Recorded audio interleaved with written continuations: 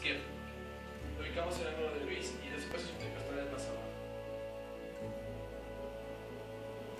También tenemos el de la válvula mitral, lo podemos auscultar en el quinto espacio intercostal, línea media clavicular, donde está el vértice del corazón.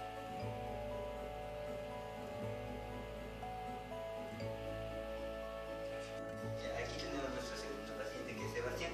Yo les voy a representar las zonas de auscultación de la válvula pulmonar y de la válvula aórtica. De la válvula pulmonar se ausculta sobre el extremo medial del segundo espacio intercostal del lado izquierdo.